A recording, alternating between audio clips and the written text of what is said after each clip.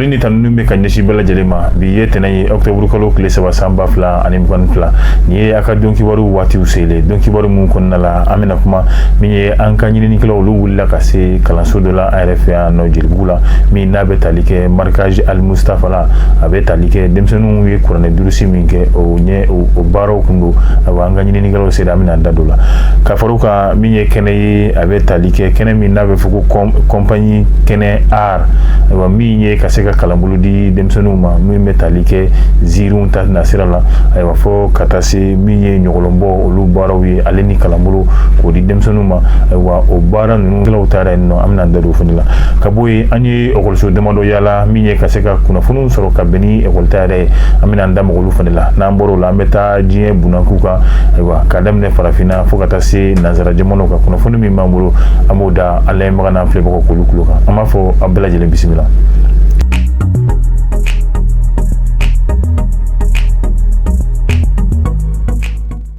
I b'a fɔ an y'a fɔ toga min na an ka ɲininikɛlaw wulila ka se kalanso min n'a tɔgɔ ye markazi al mustafa ayiwa denmisɛn 17 olu yɛrɛ kɔni kun bɛ kuranɛ kalan na kuranɛ kɔni durusilen kɔfɛ u y'a lajɛ ka se k'a kɛ ɲɛnajɛ min n'o o bɛ tali kɛ ayiwa seereya sɛbɛn ninnu kɔni dili la nka kɛnɛ in kan baara caman ninnu olu kɔni kɛra ka taa se min ye kuranɛ kalan ye o yera kɛnɛ in kan kuranɛ kana yɛrɛ fɛnɛ bɔlen kɔfɛ ali min ye aya damadɔ fɛnɛ o kalanna min ye afizu mustafa jaabi ale yɛrɛ kɔni fɛnɛ fɛ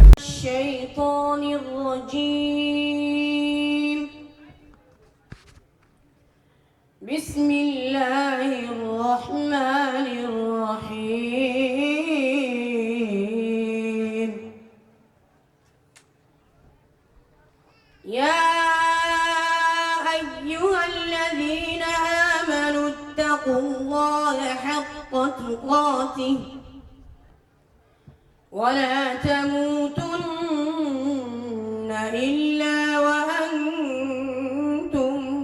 مسلمون واعتصموا بحبل الله جميعا ولا تفرقوا واذكروا نعمة الله عليكم إذ كنتم أعداء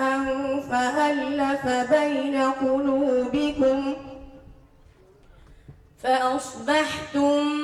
بنعمته إخوانا وكنتم على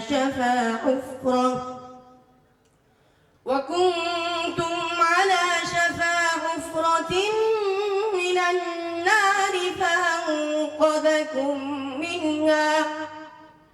كذلك يبين الله لكم آياته لعلكم تهتدون ولتكن منكم أمة يدعون إلى الخير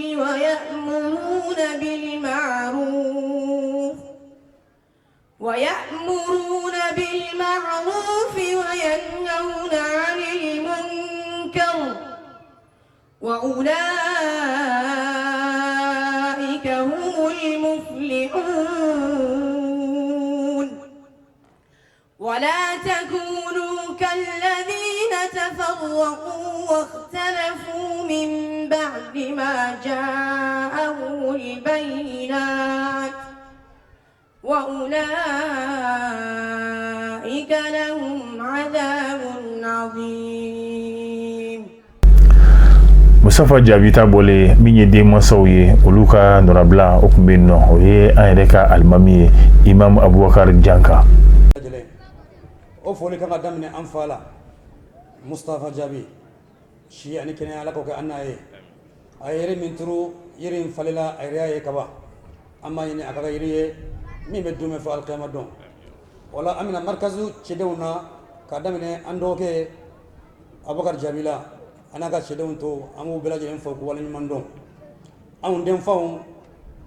an sewalen don sewa bɛɛ lajɛlen dan na bi don in na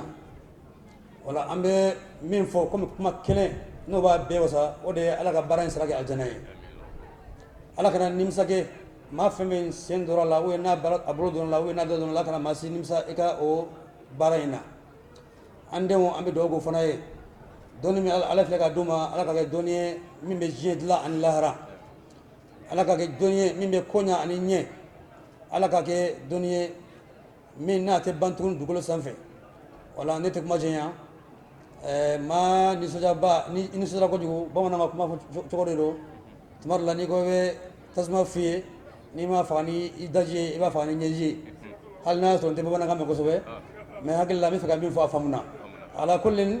an bɛ bɛɛ lajɛlen fo ka bɛɛ lajɛlen waleɲuman dɔn naba bɛɛ lajɛlen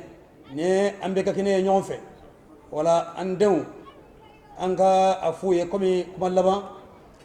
a filɛ ka waraku de minɛ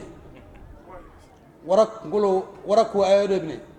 n ye kuranna durusi o ye fɛnba ye mais a ka to n bolo o ka bon n'o ye. nisɔndiya ninnu a bɛɛ lajɛlen kɔni furila ni ayiwa seereya sɛbɛn kɔni dilen denmisɛnw kɔni ma u yɛrɛ ye kalan kɛ min bɛ tali kɛ zikiri la ka ɲɛsin kalanso ale ni silamɛ a bɛɛ lajɛlen kɔnɔ ka bɔ alimami na an bɛ ladonnali kɛ maa min ye denmisɛn ninnu kalan o bɛɛ lajɛlen tun bɛ kɛnɛ kan fo ka taa se min ye dɛmɛbagaw ye o ye tirikikaw ayiwa kɛrɛnkɛrɛnnenya la ali usman ale yɛrɛ kɔni tɔgɔ fɔra kɛnɛ kan a kun bɛ yen nɔ nka an bɛ ladonnali kɛ baara in bɛɛ lajɛlen a ɲɛmɔgɔya o kun minɛlen bɛ maa min fɛ ayiwa o de ye n'o o ye parrain ye a bɛ fɔ o de ma Sheikh Fode Ndiaye ayiwa ninnu bɛɛ lajɛlen tun bɛ kɛnɛ kan o bɛɛ lajɛlen ka nisɔndiya jira. Bismillahirrahmanirrahim. Alhamdulillah wassalatu wassalamu ala rasulillah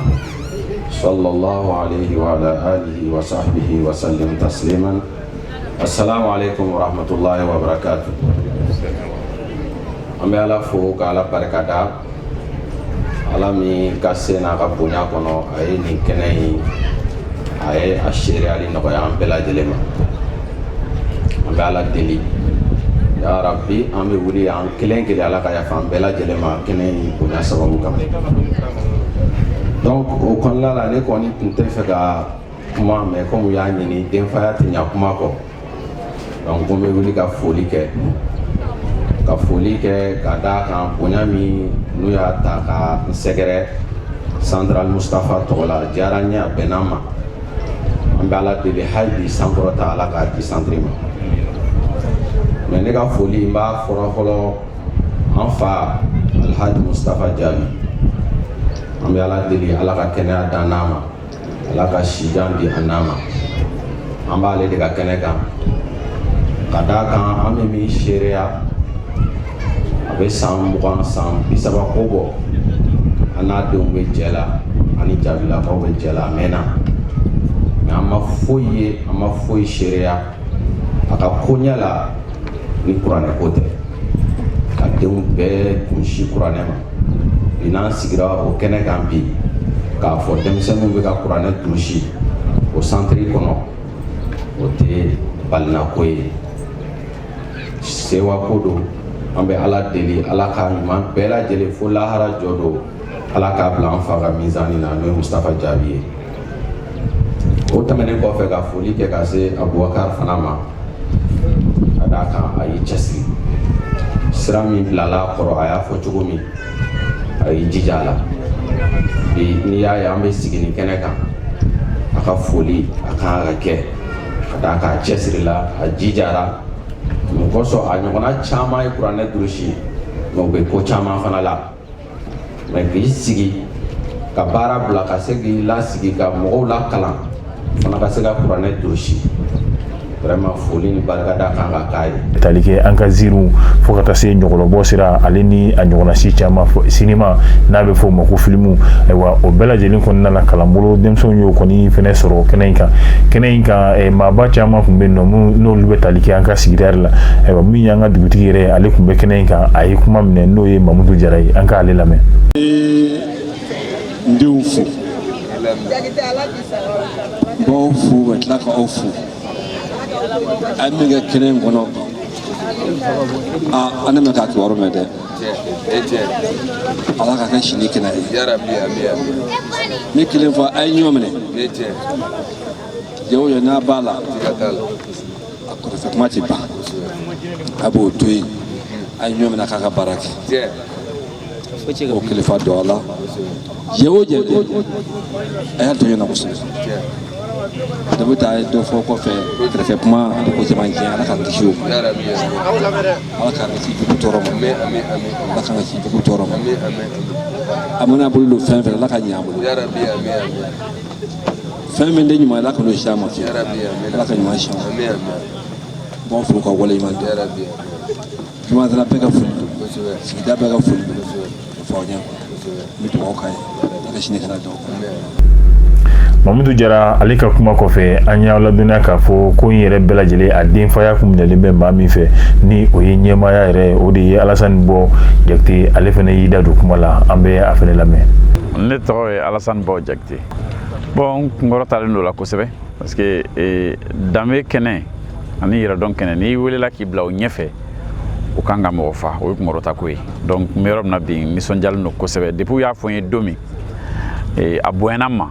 An ye fɛn caman na baara minnu ni an yɛrɛ ka kɔrɔlen kow tɛ kelen ye donc kana ye ko mɔgɔw sɔrɔla an sifiɲɔgɔnw ka hakilina sigi sen kan k'u bɛ an danbe la kurakuraya jamana in fantan naani bɛɛ fɛ o kɛnɛ sigi ko fɔlɔ anw fɛ yan ka ne wele ka ko denfaya kɛra nisɔndiyaba ye bon welewelekan da fɔlɔ n b'o ɲɛsin anw yɛrɛ de ma parce que n b'a bisigi k'a fɔ olu y'u ka kɛta kɛ ka ban ka fara ɲɔgɔn kan ka ba diɲɛ baara tɔw ma dɔw bɛ baara caman bɛ jamana in kɔnɔ bi bɛ se ka mun kɛ mais minnu y'u ɲɛsin danbe baara ma olu y'u ka kɛta kɛ welewelekan fɔlɔ ye anw yɛrɛ de ka tugu u kɔ k'u senkɔrɔma dondon u b'i dɛsɛ yɔrɔ minnu na an ka k'u jigi ye k'u latɛmɛ o yɔrɔw la a dɔw la a bɛ kɛ sababu ye ka jamana in lakunu k'an ka identité culturelle mun bɛ ka tunu dɔɔni k'a la nati an ma ne yɛrɛ sigilen bɛ kɛnɛ in kan bi n y'a ye k'a fɔ c'est vrai message kun dɛsɛlen don denmisɛnnin la mais mɔgɔkɔrɔba caman i ka tɔmɔ ta tɔmɔ a la ziiri minnu bɛ da leçon morale de b'a kɔrɔ minnu b'an ka adamadenya labɛn k'a di an ma nɔgɔya kɔnɔna na o tɛmɛnen kɔfɛ message min bɛ yen tuguni o ye ka a fɔ olu yɛrɛ ye o ye kunfɔlɔ kɛ o ye ka kɛ kulu ye ka bɛn k'a fɔ an ka ɲuman kɛ n'o ye an k'an danbe labaara k'o ye an ka diɲɛ ko ye mais hali bi ko k'u cɛsiri parce que jama baara ma nɔgɔ n'aw jɛra ka bɛ ɲuman kɛ n'a bɛ ɲɛ ka taa fɛ juguman bɛ se ka bɔ a kɔnɔ fitinɛ bɛ se ka na a kɔnɔ u ka denmisɛnninw don an b'a deli u fɛ ala yɛrɛ de kama u ka bɛn u k'u jigida ala kan k'i jigida anw fana kan mɔgɔ ɲuman dan tɛ kelen ne ni ɲɔgɔnna caman de bɛ jamana in kɔnɔ tant que u bɛ sira in kan k'a fɔ ko jamana danbe ko don k'a laɲɛnamaya o bɛ bɛn ni ne ɲɔgɔnna ba kɛmɛ ye mun bɛ bolo du kɔrɔ mais o bɛ fɔlɔ mun na fɔlɔ o ye olu ka bɛn de o message de bɛ n bolo ka f'u ye. I n'a fɔ n y'a fɔ cogoya min na an ka ɲininikɛlaw olu kɔni taara ka taa kalanso damadɔ la minnu bɛ an yɛrɛ fɛ yen bɛɛ b'a dɔn k'a fɔ bi ye tɛnɛ ye octobre kalo tile 3 san 2022 a bɛnna ni Mali yɛrɛ kɔni ka école ta ye kalanwulu kɔni kɛra ayiwa i b'a ye k'a fɔ gɛlɛya dɔw kɔni kun fɔra tɛmɛlen na mun b'a yira k'a fɔ kalanwulu bɛna don ni gɛlɛya ye nka bi an bɛ waati min na an ka ɲininikɛlaw kɔni wulila ka se kalansow la yaasa ka se ka hakilinaw k'olu tɔmɔ mun b'a yira maaw la ka bɛn ni kalanta yɛrɛ baaraw bɛɛ lajɛlen an taara école min na o de ye Biba Traoré kɔnɔna la olu ka ɲɛma n'o o ye directrice ye an kɔni ye kuma tɛngu ale la n'o ye Madame Traoré Aminata Dambele an k'ale lamɛn. Ne balimaw ne ye Madame Traoré Aminata Dambele école Biba Traoré directrice ye ne ye an ka école bɛ Dumanzana Petit Paris an tɛngulen don ballontan terrain na Ibrahima Diallo an bɛ dugawu de kɛ ala ka 2022-2023 ala k'a kɛ hɛrɛ ye an bɛɛ lajɛlen école Biba Traoré ka laɲini kɔni ye denmisɛnninw ka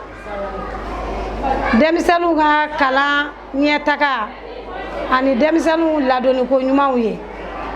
an b'a ɲini parents yɛrɛ fana fɛ n'o ye parents d'élèves ye denmisɛnnin somɔgɔw u ka fara an ka denmisɛnninw ka éducation na u ka fara an ka denmisɛnninw ka maraw la pour que ɲɛtaga bɛ sɔrɔ école ko la cogoya min na an kɔni b'an seko la parents fana ka fara an kan an ka se k'an seko kɛ donc gɛlɛya min bɛ jamana in kɔnɔ an bɛ dugawu de kɛ ala k'a nɔgɔya ala ka jamana basigi ka labanko ɲuman di jamanaden bɛɛ lajɛlen ma o de école kɔni taara inchallah problème fosi t'an fɛ yan Madame Traoré Aminata Dambélé ale ka kuma bɛɛ tɛmɛlen kɔfɛ min ye école kan ye an taara yen nɔ ayiwa yen nɔ an ye lamɛnli fɛnɛ kɛ kɛrɛnkɛrɛnnenya la olu ka ɲɛma n'o ye directeur ye ayiwa ale kɔni i da don kuma la k'o ɲɛfɔ an ka ɲininikɛlaw ye an ka ale fɛnɛ lamɛn. O diyara an ye aw bisimila ala k'an bɛn hɛrɛ ma san ye ala y'a daminɛ hɛrɛ la ala k'a laban hɛrɛ la n'a bɛ kun cɛ an bɛɛ ka ŋaniya ye an ka laɲini ye denmisɛnninw u bɛ baara min na ka kun cɛ n'u ka diplôme ɲumanw ye n b'a ɲini ala fɛ ala k'o ɲini ala k'o sabati an ye i yɛrɛ ni ce i ka baara la i ka nali diyara an ye an bɛ école dayɛlɛ bi ne tɔgɔ ye Mahamadu Sisoko ne ye groupe scolaire Kani ni lycée ni école fondamentale do ne y'o promoteur ye bi an bolo donba don an ka ɲɛmɔgɔw y'a ɲini ekɔlisow ka dayɛlɛ bi an b'a dayɛlɛ nka an bɛ se ka min dayɛlɛ bi walasa baara ka daminɛ bi yɛrɛ yɛrɛ o ye an ka école fondamentale ye o ye second cycle ani premier cycle mun an b'o fɔ ka sababu kɛ écoleden minnu bɛ fondamentale la n'olu b'an bolo yan somɔgɔw de y'u kalifa an na contrat bɛ an ni somɔgɔw de cɛ olu n'u ye ka fɛnw sara ka ban anw tɛ se k'an jɔ k'an tɛ baara kɛ o kosɔn bi bɛɛ an ye baara daminɛ ni olu ye k'a daminɛ san fɔlɔ la ka taa bila san 9nan na o kɔni o baara daminɛna bi min ye lycée ye lycée o bɛ daminɛ 10e la ka taa terminal la o lycée in an ma se ka baara daminɛ bi k'a sababu kɛ lycée écoledenw olu ka musakaw an ka état de b'olu sara ala dun y'a kɛ kabiri salon dɔw yɛrɛ kabiri salon na sini année scolaire musaka dɔw ma sara lycéew ye n'olu ma sara ka se ka baara kɛ ka minɛnw ɲini k'a bila sen kan denmisɛnninw ka don bi ka baara daminɛ bi a ka gɛlɛn dɔɔnin sanko tɛ anw kɔni min b'a anw kunnadiya ni école fondamentale donna tan an bɛ se ka fɛn min sɔrɔ an b'o de koron ka école lycée mɔgɔw fana ka minɛnw ɲini k'olu ka baara daminɛ donc u tɛ se ka baara daminɛ ɲɔgɔn fɛ bi kɔni an ye école fondamentale dayɛlɛ nka lycée o dayɛlɛli fo yanni tile damadɔ nka n'ala sɔnna a fana bɛ dayɛlɛ na ala sɔnna a bɛ dayɛlɛ alors n tun b'a fɛ k'o fɔ kuma daminɛ la an bɛ ladilikan min di an ka ekɔlidenw ma an bɛ ladilikan min di u somɔgɔw ma o ye bɛɛ k'i cɛsiri denmisɛn ka hɛrɛ ekɔli la a dulonnen bɛ fɛn saba de la a dulonnen b'a yɛrɛ la fɔlɔ a dulonnen bɛ a ka karamɔgɔw la a dulonnen bɛ a somɔgɔw la ni nin fɛn saba in n'an ye baara kɛ ɲɔgɔn fɛ ka to ka ɲɔgɔn ɲininka ka taa ka na ka ɲɔgɔn sira bɔ a ka ca ala fɛ denmisɛnninw u bɛ sira ɲuman ta n'u kelekura ekɔli la n'a ɲɛfɔra somɔgɔw ye olu kan ka baara min kɛ u b'o kɛ n'u taara so fana ni somɔgɔw ye fɛn dɔ kɔlɔsi min man ɲi u ka baara kɛcogo la u bɛ boli ka na an sɛgɛrɛ an ye nin kɔlɔsi den ka ko la mun de don mun nana n'a ye n'an ye ɲɔgɔn sira bɔ o cogo la ka to ka ɲɔgɔn ɲininka a ka ca denmisɛnninw bɛ kalan kɛ salon an ka résultat DF la an ye 100% de kɛ